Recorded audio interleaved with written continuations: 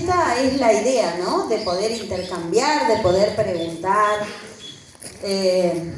Ahora yo voy a llamar a dos escritores, al señor Juan Pablo. Gracias, Sí. por lo del señor. Bueno, el señor Juan No Pablo, prendo el que pucho, tuvimos entonces. la oportunidad de hacer su primera presentación aquí en la Casa de la Cultura hace poco tiempo, así que lo invito aquí al banquillo y también se va a sumar Nicolás para hacer tal vez un diálogo entre los dos. Y bueno, y después esto queda abierto, chicos, es decir, podemos leer, ¿por qué no? No hay jueces, no hay nada, simplemente la expresión y los invitamos a que puedan conocer y disfrutar. Bueno, listo. ¿Cómo le va? Buenas tardes. ¡Ay, qué lindo! Bueno, arranquemos. Bueno, a mí me invitaron a leer poemas y a contar un poquito la experiencia. Yo actualmente, bueno, me di cuenta el año pasado que lo que venía haciendo hace 10 años se llama gestión cultural y me dediqué a estudiar eso, así que este año, si Dios quiere y la Virgen, me recibo, o fin de este año, principio del que viene. Entonces le propongo a Nico, le digo, mirá, me parece más interesante y que me parece que va a nutrir un poco más que leer algo de aquello. Igual traje como 4 cuadernillos y Nico también me trajo uno que le había dado para editar, de traerles un poquito de gestión cultural acá, que me parece que esto tiene todo de gestión cultural. Entonces anoté unos conceptos clave un poquito para introducirles. Quizás algunos no me conozcan, mucho gusto a quienes me conocen. Eso se llama capital simbólico y se adquiere cuando uno empieza a moverse, a crear redes, a generar espacios importantes como este, que hay que ocuparlo. Si nos invitan, más todavía. Si está abierto a la comunidad, más todavía. Si apoya el municipio, también obviamente es mejor, es más barato para quienes somos autogestores. Pero bueno, no sabía que era un gestor cultural, no sabía que eso se llamaba así. Empecé en radio porque me gustaba, como un hobby, y se volvió de pasatiempo a profesión.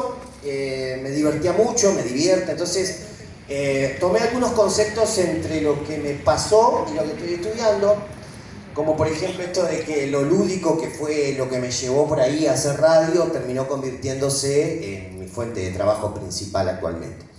Entonces, después de, aparte de hacer radio, hacíamos eventos también, recitales. En realidad eran más festivales porque la idea del programa, que se llama Haciendo Bulla, un licuado musical, y acá pasó el chivo, que sale de lunes a viernes por Del Éxodo 88.5 a las 9 de la noche hasta las 11, fue un espacio donde bandas emergentes de la localidad y de la zona tenían para difundir su material, comunicar un poco el mensaje que los llevaba a formar una banda, al mensaje que querían dar con sus canciones, que en definitiva son poesía con música, ¿no?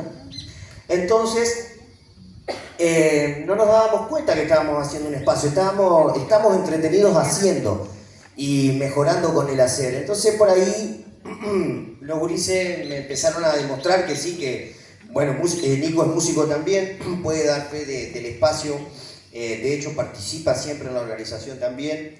Entonces, que uno ha construido este espacio, o la comunidad que a la que le ha hablado y ha aceptado esta propuesta, generan estos espacios y los sostienen, ¿no? La sostenibilidad que hablaba Nico hoy con Cari de los espacios depende de que la idea o la propuesta prenda a la comunidad, ¿no? Nadie hace cultura solo, no se puede, si no sería como un monólogo hablando para adentro. Me parece que tiene mucho acá hago hincapié en lo colectivo porque uno habla de la Secretaría de Cultura o la cultura y nos quedamos en el singular, y creo que lo cultural, si se quiere un singular, abarca muchas culturas en cuanto a que desde lo cotidiano hacemos cultura.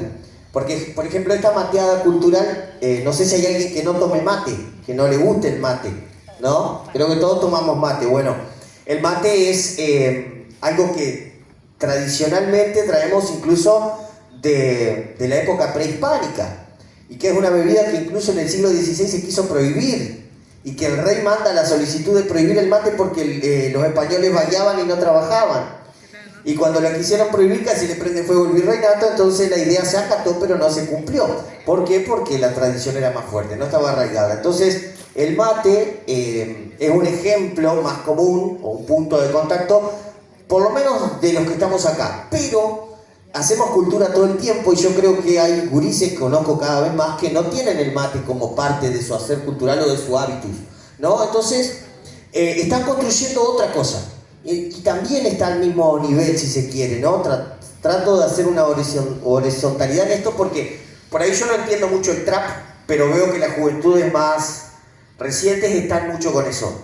Y bueno, están construyendo algo, paralelamente, distinto, diverso, como sea.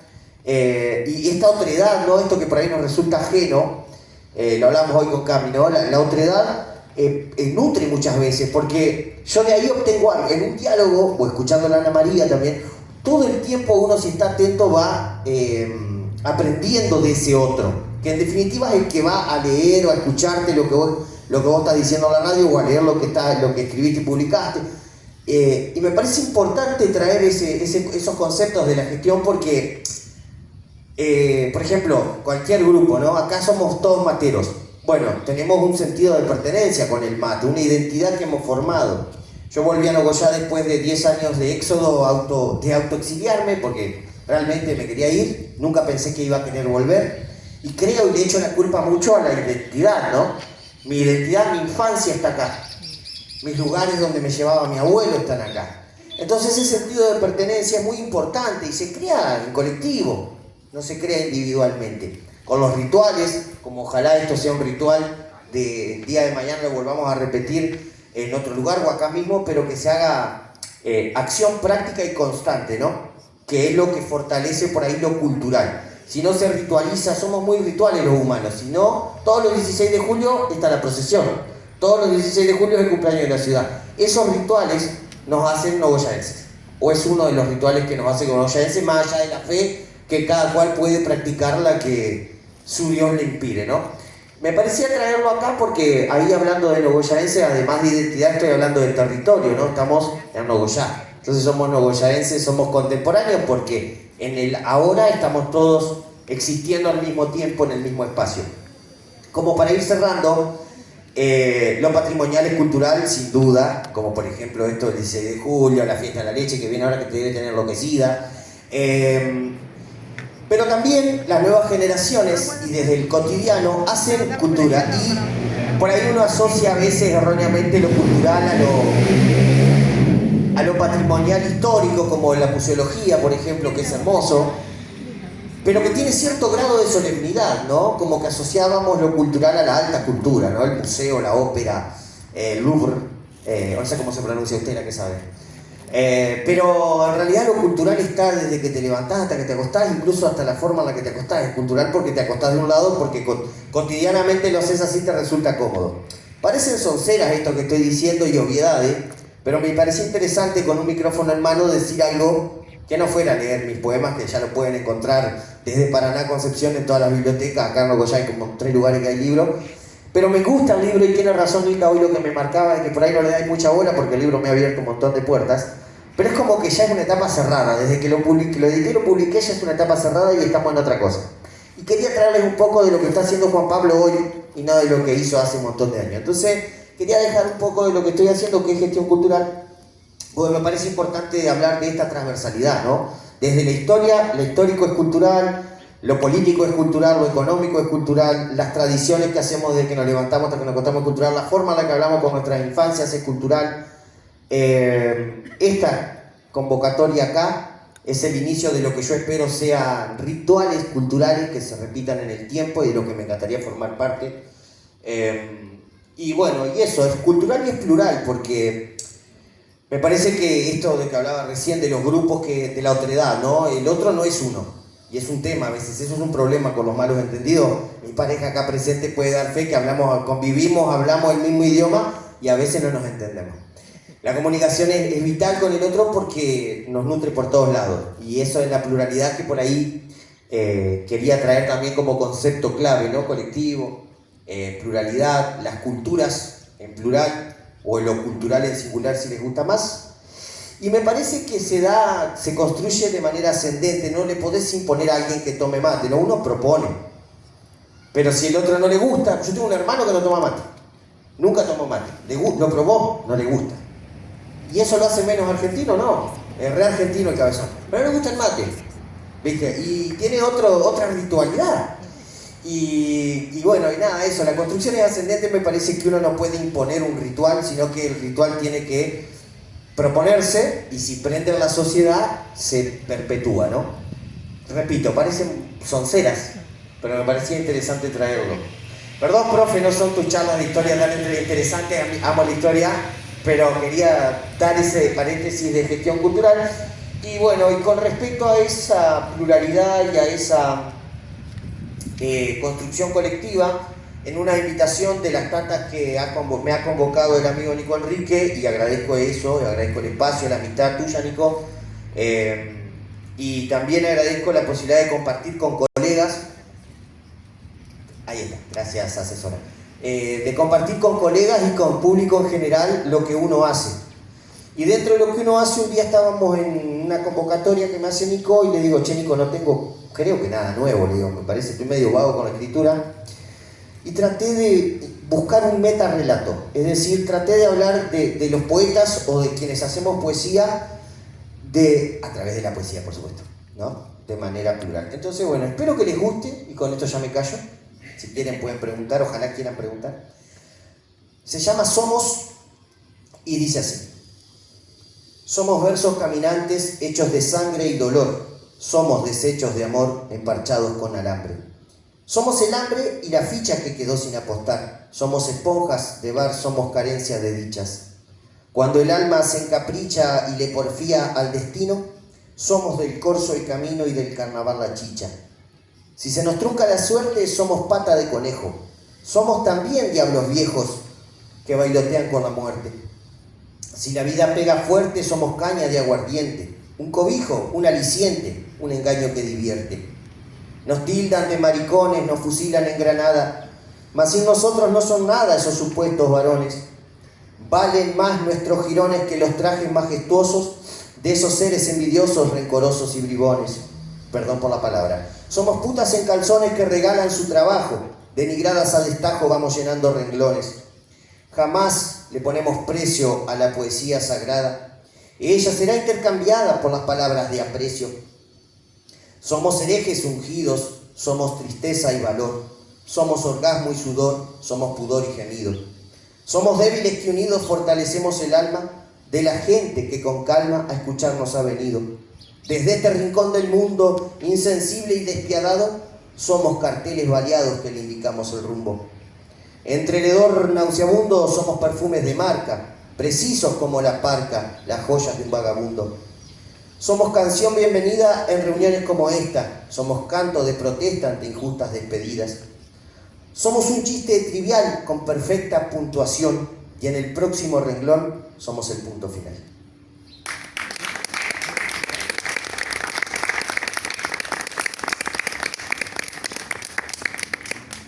Me invitaste a hablar conmigo y te fuiste, no viniste.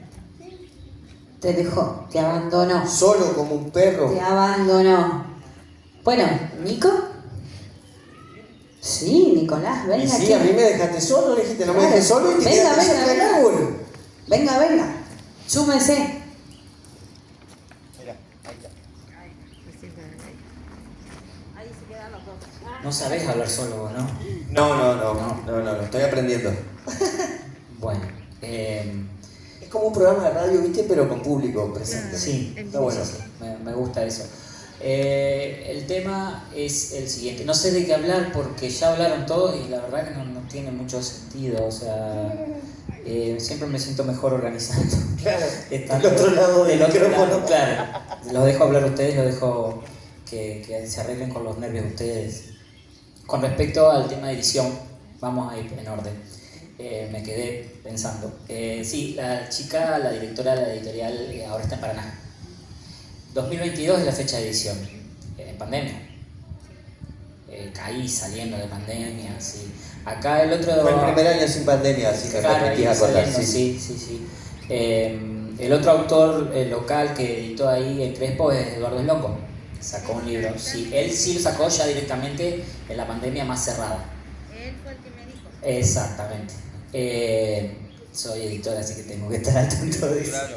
No, y el tema es que probablemente no hayas establecido contacto conmigo porque yo no estaba antes acá en la ciudad. Voy a hacer un repaso cortito. Yo vuelvo después de pandemia y abro la librería después de pandemia, con la editorial. De hecho, la mayoría de los libros que están ahí son post pandemia. O sea, la editorial volvió a tener el ruedo, porque estábamos en Rosario tuvimos una suerte bastante dispar, pero también hicimos catálogo. De hecho, la editorial tiene ya 17 años. Reloj de Arena. Hay libros, bueno, nos dimos el gusto de editar a Yelda Cresta, a Aldo Muñoz, a Gustavo Cresta, a grandes autores, bueno, a Daniel Zaval. Pero escucha, yo recién tomé conocimiento de la editorial una vez que fui a la presentación del libro de Silvina en la biblioteca. Claro. Vos estabas ahí. Claro. Ahí yo te conocí, digamos. Claro. Sí, la editorial de vuelta empezó a caminar cuando abrí la librería y ya hicimos pie de vuelta acá. No me acuerdo cuál de los dos libros fuiste, el primero que editamos fue el de Historia Nueva de 1900 a 1930 y el segundo es el de Relatos. Y bueno, y ahora hace poco editamos el de las parroquias. No, recordaba eso, el tema del trabajo del editor, que vos decías que fue bastante engorrosa la corrección y todo, es que a uno siempre le parece que lo que uno escribe al principio está bien. Y esto yo no lo digo como editor, sino como persona que escribe. Y a veces el error uno no lo ve. No un error, pero algo que podría decirse mejor, ¿no? Claro, porque no eran errores. No eran errores. Eran decirlo de otra manera. Exacto. Era una cuestión de esta oración está bien, pero acá quisiste decir algo, fíjate si lo puedes decir mejor.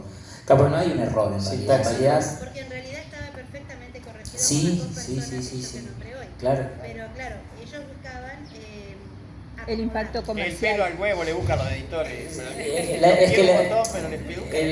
idea de... Hay una frase que la aprendí en la carrera, estoy estudiando edición, en la misma facultad que le estudié gestión cultural. Somos compañeritos de este facultad. año sí. Ahí aprendí algo que es: los autores escriben textos, los que hacen libros son los editores. Entonces un libro es una pieza, un objeto, y hay que tratar de hacerlo lo mejor posible también, porque el objeto habla, ¿no? Habla de vos como autora, pero también habla de la persona que intercedió. Entonces un libro mal diagramado, con una tipografía equivocada, no. Por ejemplo, hay editores en Entre Ríos que por ahí no se lo toman desde mi punto tan en serio el trabajo, pero bueno, el libro se lee igual. Pero si yo pongo un libro con una tipografía bien y una tipografía que está así nomás, se nota. Y con respecto a la poesía, porque yo también escribo poesía, hay un libro ahí y este año sale otro. Esa es la novedad también. No trajiste Días del Viento, ¿eh? No, Los Días del Viento no, ese no lo traje porque no está más, se vendió todo. El primer libro de poemas que edité, por suerte, se vendió todo. Escribir poesía también tiene mucho eso. Uy, tengo ganas de hablar de poesía, tiene mucho de... Hablemos de poesía, ya sí, que claro. mencionaste. Bueno, ya hay cosas que son más fuertes. ¿Desde dónde escribe poesía Nico Enrique? No sé. No, supongo que desde el mismo lugar que vos o desde el mismo lugar que uno escribe un cuento, ¿no? Otro detalle que me hizo acordar. Hay quienes dicen que uno ve el mundo en la infancia y después lo único que pasa es se pasa la vida tratando de repetir o de rememorar o de volver ahí, ¿no? A mí me parece fantástico. Con lo bueno y lo malo, porque aparte, como decís vos, no tenés, el tiempo es otro. Eso es lo que a mí me gusta, que yo recuerdo de infancia. El tiempo es otro. O sea, pasa distinto, como el chiste. Ahí en la parte, en la dedicatoria, yo también lo digo, se lo dedico a mis hijos porque ellos están en la etapa cuando la vida todavía no les pesa. Claro. A mí me hace acordar la mejor manera de ilustrar eso, de que cuando vos sos chico no tenés noción del tiempo, es el chiste este que a medida que aprendés a leer, y bueno, a la mayoría nos gusta la ciencia en algún momento y empezamos a ver las cifras de la ciencia, ¿no? El mundo, por ejemplo, hace poco salió una nota que el mundo va a volver a una era de hielo en 10.000 años, ¿no? un nene de 5 años se pone mal. Se preocupa. Se preocupa, va a ser 10.000 años y el nene se pone mal igual. No tiene. Claro, porque la noción del tiempo en la infancia es eso, ¿no? Entonces yo creo que cuando uno escribe trata de ir ahí, o trata de que el tiempo, ese tiempo que no tenía una forma, trasladarlo a la narrativa o a la poesía. ¿Sí? Y la diferencia entre la narrativa y la poesía es que la narrativa te permite, me parece a mí, te permite construir una estructura, primero que tiene un orden diferente, porque vos necesitas, había una vez y todos fueron felices. En grandes rasgos. En cambio la poesía lo que tiene es el desafío de tratar de decir la mayor cantidad de cosas con menos recursos, con menos palabras. Entonces ahí también va otra cosa. ¿Cómo Sí. para hacer un pantallazo? Perdón. Bueno, Sí, creo poder- si se aburren me avisan. No, creo que poder de síntesis y sintaxis son muy necesarias porque si no derrapás, ¿no? Te vas por las ramas y ya no es poesía, se convierte en un soquete de... Hay poetas, hay poetas de largo aliento, como quien dice, que son muy buenos, pero no tiene qué sé yo. Pero digo que estos poetas que escriben largo, vamos a ponerlo así, tienen justamente en sus renglones legibilidad, no es que te llevan y te traen, hay una congruencia, hay una sintaxis y hay algo que atrapa, supongo yo, al lector, o si no serán de los que no conocen a nadie, digamos como yo, por ejemplo. No, Yo sí, soy era muy bien. ignorante. Pero en tu trabajo, el trabajo de él es la poesía con rima, que es más difícil. Yo no la puedo hacer. Porque la poesía con rima tiene una estructura establecida. Y Como que un alambrado que no se pone, ¿no? La rima te condiciona por ahí también. está bien eso, está bueno.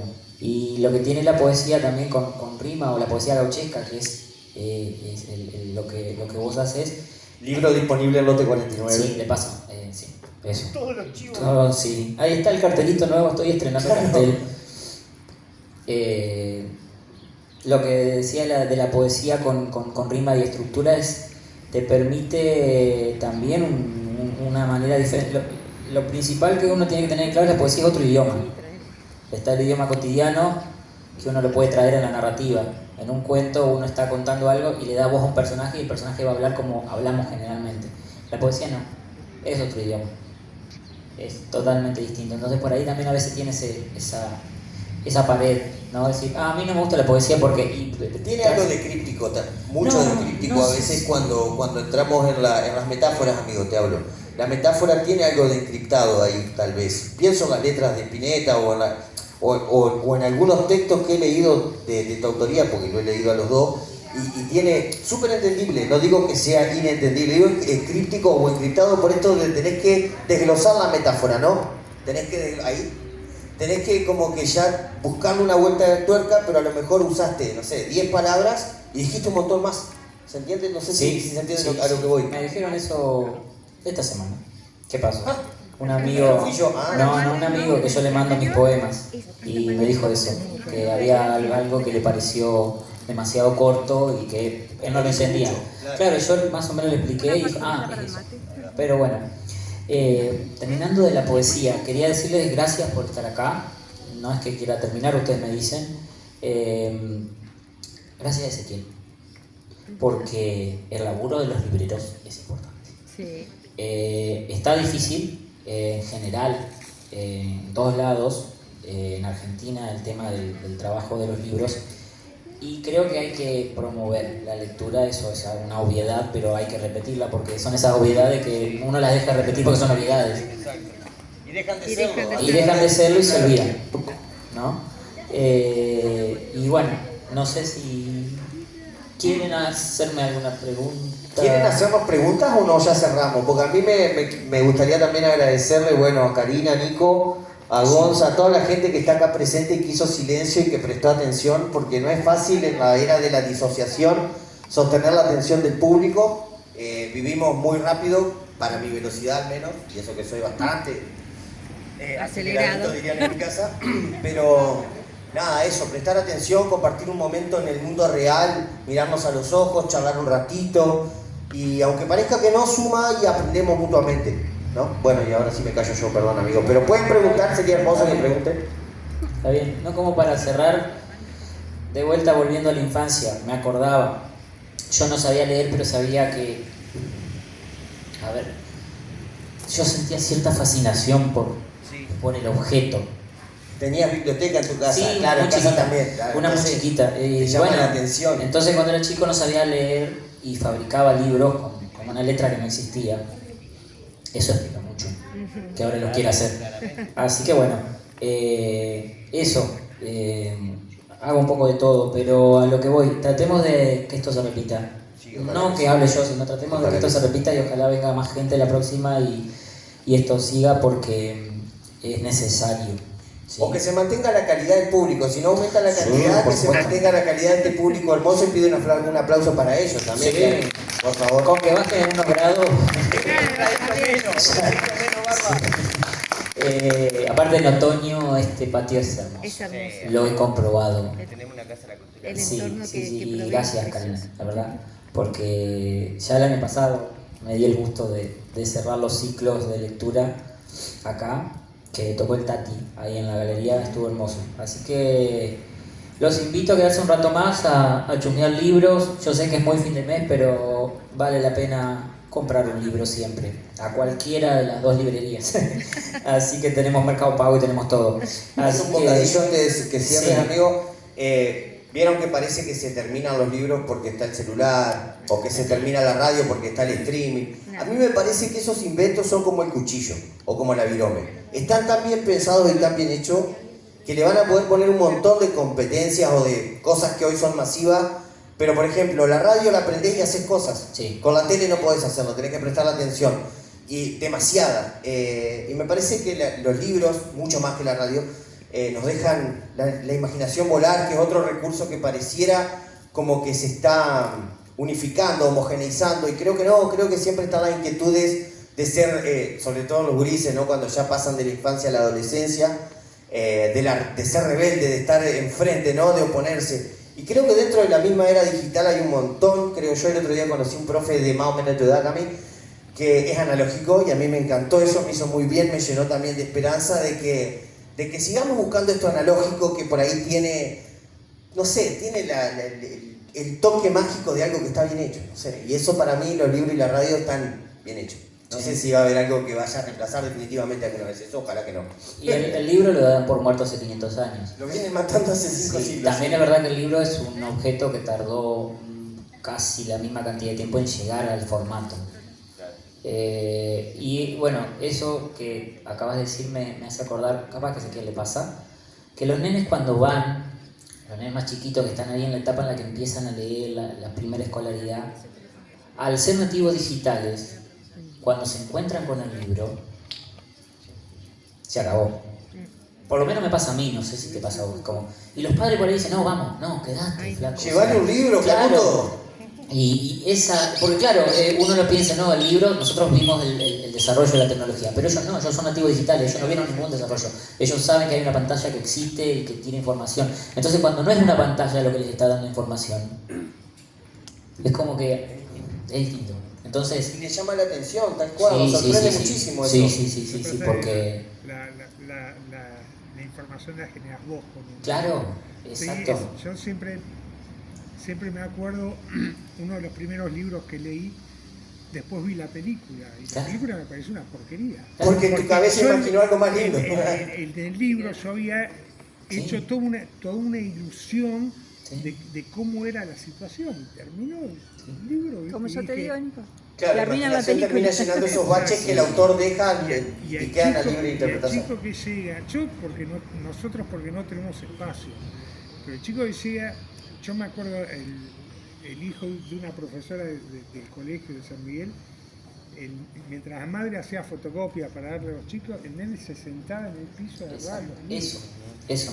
Que para mí sería hermoso poder hacer algo para los chicos, un lugarcito. No tengo espacio y es difícil, pero vos le das, o sea, la imaginación que te da el libro, la radio, de que vos escuchás la radio y te imaginás al que habla, y te imaginás será alto, será bajo, joven.